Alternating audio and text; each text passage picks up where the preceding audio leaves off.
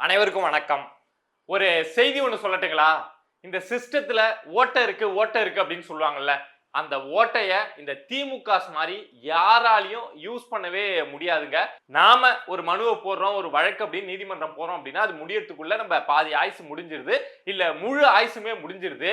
ஆனா இந்த செந்தில் பாலாஜியோட தம்பி அசோக் குமார், இந்த ஏவாவேலு, இந்த திமுக காரங்கலாம் இதை எப்புட்றா இப்படி யூஸ் பண்றாங்க அப்படின்னு பாக்குறப்போ நிஜமா கோவம் வருது. ஏன்பா இப்படி புலம்பிட்டு இருக்கு அப்படின்னா, நேத்தி செந்தில் பாலாஜியோட தம்பி அசோக் குமார் உயர்நீதிமன்ற மதுரை கிளையில ஒரு மனுவை போட்டு அந்த மனு வந்து அவருக்கு சக்சஸாவும் முடிஞ்சிருக்கு. நம்ம அசோக் குமார் இருக்காரு இல்லையா, அவர் வந்து 2023 வருமான வரித்துறை அதிகாரி, ஒரு பெண் அதிகாரி காயத்ரி அப்படிங்கிறவங்க அரியலூர் மாவட்டத்தை சேர்ந்தவங்க, அவங்கள தாக்குனார். அதாவது அசோக் குமாரோடைய அடி ஆட்கள் வந்து அவங்கள தாக்குனாங்க, அவங்களுடைய கை முறிக்கப்பட்டது, அவங்களுடைய கார் உடைக்கப்பட்டது அப்படிங்கிற செய்திலாம் நமக்கு தெரியும். அது திமுக ஆட்சியில அந்த வழக்கு வந்து அப்படியே அமைதியா இருந்தது. பட் திரும்ப இப்ப தாவேகா அரசு வந்த உடனே அந்த வழக்கு உயர்நீதிமன்றம் மதுரை கிளையில நடந்தது.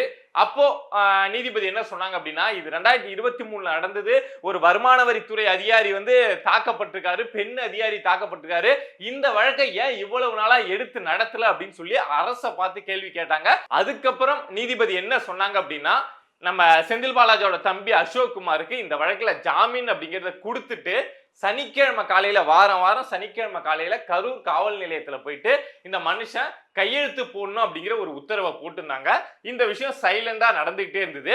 சோ அதுக்கப்புறம் நமக்கு தெரியும், தாவேகா எம்எல்ஏக்களை பேரம் பேசின வழக்கு, அந்த வழக்கு எல்லாமே தெரியும். சோ அந்த வழக்குல அசோக் குமார் வந்து சென்னை ட்ரிபிளிகன் போலீஸ் ஸ்டேஷன்ல வந்து காலையிலயும் சாயங்காலமும் கையெழுத்து அப்படிங்கிறது போடணும். பட் 5-6 நாளா அண்ணனும் போடல, தம்பியும் போடல. இதை பத்தி தான் நம்ம ஒட்டுமொத்த தமிழ்நாடுமே பேசிட்டு இருக்கோம். என்னடா அது, ஒரு நீதிபதி சொல்லியும் அண்ணன் தம்பி வந்து கையெழுத்து போட மாட்டேன்னு இருக்காங்களே அப்படிங்கிற விஷயத்த தான் பேசிட்டு இருக்கோம். சோ இந்த நேரத்துல நம்ம அசோக் குமார் என்ன பண்ணிருக்காரு அப்படின்னா, உயர்நீதிமன்ற மதுரை கிளையில ஒரு மனுவை போட்டிருக்காரு.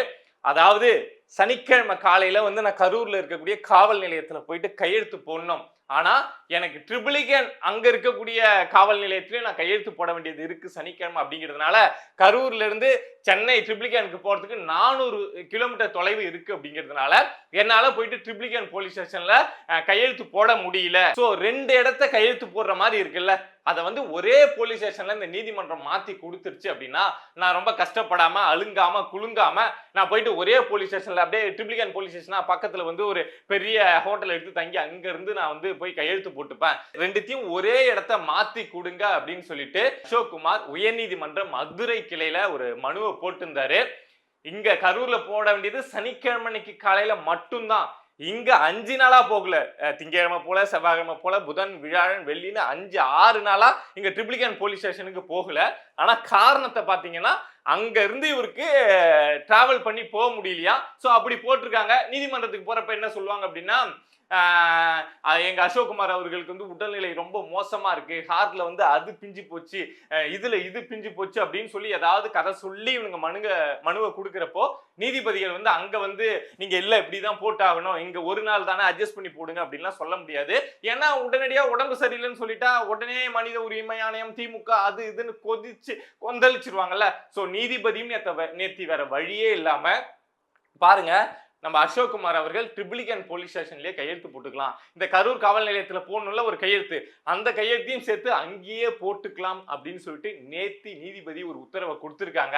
நாளைக்கே ட்ரிபிளிகன் போலீஸ் ஸ்டேஷன்ல ஏன் நீங்க வந்து கையெழுத்து போடல அப்படின்னு சென்னை உயர்நீதிமன்றத்துல அந்த வழக்கு விசாரணை வருது, ட்ரிபிளிகன் போலீஸார் அங்க சென்னை உயர்நீதிமன்றம் போறாங்க அப்படின்னா, உடனே அசோக் குமார் என்ன சொல்லுவார் அப்படின்னா, நான் வந்து மதுரை கிளையில வந்து இதை மாதிரி ஒரு மனுவை போட்டிருந்தேன், என்னால இங்கேயும் போக முடியலன்னு, அந்த காரணத்தால தான் நான் வந்து இங்க கையெழுத்து போட முடியல அப்படின்னு சொல்லி சமாளிப்பாரு. அதையும் நீதிமன்றம் ஏத்துக்கிட்டு தான் ஆகணும். தெரியுதுல, நமக்கு அப்பட்டமா தெரியுது என்ன நடந்திருக்கு அப்படின்னு. ஆனா இந்த சிஸ்டத்தை பயன்படுத்தி இவங்க எப்படிலாம் அப்படியே தப்பிக்கிறாங்க. இன்னொரு விஷயம் என்ன அப்படின்னா, ஒரு 2 நாளா இந்த விஷயமும் வந்து தமிழ்நாட்டுல ரொம்ப பேசு பொருளா போயிட்டு இருக்கு. புதிய தலைமுறையுடைய எடிட்டர் விஜயன் அவர்கள் வந்து விசாரணைக்கு அழைக்கப்பட்டது இல்ல கைது செய்யப்பட்டார் அப்படின்னு சொல்லிட்டு ஒரு விஷயம் வந்து ரொம்ப பரபரப்பா போயிட்டு இருக்கு. இதுல நம்மளுடைய ஒப்பீனியன் என்ன, தாவேகா அரசு ஏன் இந்த விஜயனை டார்கெட் பண்ணுது அப்படிங்கிறத இந்த வீடியோல சொல்லிடலாம் அப்படின்னு நினைக்கிறேன். ஃபர்ஸ்ட் விஷயம், பத்திரிகையாளரை கைது பண்றப்போ ஒரு புரோட்டோகால் மாதிரி வச்சு இப்படிதான் கைது பண்ணோம் அப்படிங்கிற ஒரு SOP இருக்குல்ல, அதை மாதிரி கொண்டு வர வேண்டியது அப்படிங்கிறது அவசியம். ஏன்னா திமுக ஆட்சியிலையும் இஷ்டத்துக்கு கைது பண்ணாங்க, மொபைலை புடுங்கினாங்க. ஒரு பத்திரிகையாளர், சாதாரண பத்திரிகையாளர், விஜயன்ட்ட வேணா காசு இருக்கலாம், ஆனா ஒரு சாதாரண பத்திரிகையாளரை நீங்க விசாரணைக்கு கூப்பிடுறீங்க, போனை புடுங்கி வச்சுக்கிறீங்க. போன் ஒரு 30,000 ரூபான்னா அந்த 30,000 ரூபாயை சேர்த்து அவங்க ஒரு போன் வாங்குறது எவ்வளவு கஷ்டம் அப்படின்னு பத்திரிகையாளரா இருக்கக்கூடியவங்களுக்கு தெரியும். சோ இந்த விஜயன் விவகாரத்திலையும் விஜயன் சரியா நடத்தப்படலை, அவருடைய போன்லாம் புடுங்கப்பட்டது, காவல்துறை ரொம்ப அதிகாரமா நடந்துகிட்டாங்க அப்படிங்கிற மாதிரி செய்திலாம் வெளியாகுது. அது திருத்தப்பட வேண்டியது. அரசு யாரை வேணாலும் விசாரிக்கலாம், தப்பு கிடையாது. ஆனா அதுக்குன்னு ஒரு இது இருக்கணும். திடீர்னு போனை புடுங்கிக்கிறீங்க, திடீர்னு 4 நாள் உட்கார வைக்கிறீங்க அப்படின்னா அதுக்கான ப்ரொசீஜரை ஃபாலோ பண்ணா நல்லா இருக்கும் அப்படின்னு நினைக்கிறேன். ஆனா இந்த விஷயத்துல விஜயன் அவர்களை விசாரிச்சது தப்பா சரியா அப்படின்னு சொல்லி ஒரு பெரிய டிஸ்கஷன் போயிட்டு இருக்கு. நான் என்னுடைய சைட்ல இருந்து சொல்றேன், விஜயன் அவர்களை இப்போ காவல்துறை எடுத்து விசாரிச்சது அப்படிங்கிறது 100% சரியான விஷயம். என்ன அடிப்படையில் விசாரிச்சிருக்காங்க அப்படின்னா, இந்த IPDS திருநாகரசு அப்படிங்கிற நபர் தாவேகா MLA-க்களிடம் பேரம் பேசினார். அந்த பேரம் பேசினதுல ஒரு முக்கிய புள்ளியா இருக்கிறது இந்த திருநாகரசு தானே. சோ இவரு கூட விஜயன் கான்டாக்ட்ல இருந்திருக்காரு, வாட்ஸ்அப் சேட் நிறைய இருந்திருக்கு. சோ அந்த அடிப்படையில தான் காவல்துறை விஜயனை கூப்பிட்டு 2 நாள் விசாரணை அப்படிங்கிறத நடத்தியிருக்காங்க. இதுக்கு புதிய தலைமுறை தரப்புல இருந்தும் சரி, மீடியாக்கள் சைட்ல இருந்தும் என்ன சொல்றாங்க அப்படின்னா, இந்த IPDS திருநாகரசு புதிய தலைமுறை டிபேட் ஷோவுக்கு நிறைய போனாரு. அதை யார் ஹோஸ்ட் பண்ணது அப்படின்னு பாத்தீங்கன்னா விஜயன் தான் பண்ணாரு. சோ அந்த அடிப்படையில வந்த கெஸ்ட் எல்லாருடைய நம்பரும் வச்சிருப்பாங்க, அவங்க வாட்ஸ்அப்ல சேட்டு பேசுறது, இந்த ஃபாலோ அப் அதெல்லாம் இருக்கும். சோ அந்த அடிப்படையில விஜயன் IPDS திருநாகரசு கூட ஒரு டச்ல இருந்திருப்பாரு. சோ இதுக்காக கூப்பிட்டு விசாரிக்கலாமா எல்லா மீடியாக்களும் பேசிட்டு இருக்காங்க. ஆனா என்ன அப்படின்னா, ரொம்ப நாளாவே பல வருடங்களா இந்த IPDS திருநாகரசும் இந்த விஜயன் அவர்களும் தொடர்புல இருந்திருக்காங்க. சோ அந்த அடிப்படையில தான் காவல்துறை கண்டுபிடிச்சு இவங்களுக்குள்ள எனக்கு தெரிஞ்ச IPDS திருநாகரசு அவர்களே எனக்கு தெரியும். சோ அந்த காலகட்டத்திலேயே ஒரு 3 வருஷத்துக்கு முன்னாடியே விஜயனும் IPDS திருநாகரசு அவர்களும் ஒரு நெருக்கமா தான் இருந்தாங்க. அடிக்கடி பேசிக்கொள்ளக்கூடிய ஒரு நபர்களா தான் இருந்தாங்க. அப்படி இருக்கப்போ அதுவும் ஆட்சி கவிழ்ப்பு விவகாரத்திலே ஈடுபட்ட நபர் கூட தொடர்புல இருக்காங்க. கொஞ்சம் வாட்ஸ்அப் சேட் இருக்குன்னா நிறைய பேர் கூட விஜயன் பேசியிருப்பாரு. ஆனா இந்த சேட் ஏதோ பர்சனலா இருக்கு, அதை தாண்டி இருக்கு அப்படிங்கிறதுனால தானே கூப்பிட்டு விசாரிக்கிறாங்க. சும்மா கூப்பிட்டு விசாரிக்கணும்னா இருக்கக்கூடிய எல்லா பத்திரிகையாளரையும் நீங்க காவல்துறை விசாரிச்சிருக்கலாம். ஏன்னா IPDS திருநாகரசு நிறைய சேட்டலைட் சேனலுக்கு போயிட்டு டிபேட்டுக்கு போயிருக்காரு, நிறைய யூடியூப் சேனலுக்கு எல்லாம் போய் இன்டர்வியூ கொடுத்திருக்காரு.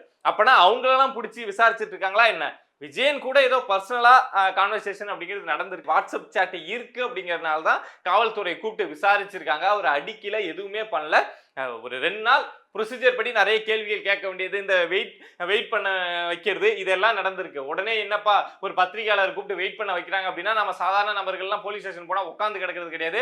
நாள் கணக்கா பொழுது வரைக்கும் உட்கார்ந்ததுக்கு அப்புறம் இன்னைக்கு முடியாது நாளைக்கு வா அப்படிங்கிறதெல்லாம் ஒரு சாதாரண மனிதர் இந்த போலீஸ் ஸ்டேஷன்ல பார்க்கக்கூடிய விஷயம் தான். அந்த விஷயத்த நான் சரின்னு சொல்ல, காவலர்கள் அப்படி நடத்தணும்னு சொல்ல, ஆனா விஜயனை நடத்திட்டாங்க அப்படின்னு சொல்றது இங்க எல்லா மக்களுக்கும் நடந்துட்டு இருக்க ஒரு விஷயம் தான். இங்க தனியா விஜயனை மட்டும் டார்கெட் பண்ணி இந்த காவல்துறை நடத்தல அப்படின்னு தான் சொல்ல வரேன். நான் விஜயன் தப்பானவர் அப்படின்னு சொல்ல வரல. ஆனா IPDS திருநாகரசு மாதிரியான ஒரு ஆள் கூட தொடர்புல இருக்காங்க, வாட்ஸ்அப் சாட்ல இருக்காங்க அப்படின்னா அந்த விஷயத்துல இவருக்கு தொடர்பு உண்டா அப்படின்னு ஒரு காவல்துறை விசாரிக்கிறதுக்கு, ஒரு அரசு விசாரிக்கிறதுக்கு, அதுவும் ஆட்சி கவிழ்ப்பு மாதிரியான அவ்வளவு பெரிய விஷயத்துல விசாரிக்கிறதுக்கு அரசுக்கு முழு அதிகாரம் உண்டு. தேவையில்லாம இந்த விஷயத்துல நிறைய ஹைப் கிரியேட் பண்ணப்படுது அப்படின்னு நினைக்கிறேன். தாவேகா அரசுக்கு எதிராக எதையாவது கிளப்பி விடணும், உருட்டி விடணும் அப்படிங்கிறதுக்காகவே இந்த விஷயம் ரொம்ப பெருசா தூக்கி பிடிக்கப்படுது அப்படின்னு நினைக்கிறேன். நீங்க என்ன நினைக்கிறீங்க அப்படிங்கிறத மறக்காம கமெண்ட்ஸ்ல சொல்லுங்க. தொடர்ந்து பேசுவோம். பிரபா டாக்ஸ் சேனலை சப்ஸ்கிரைப் பண்ணி சப்போர்ட் பண்ணுங்க. நன்றி.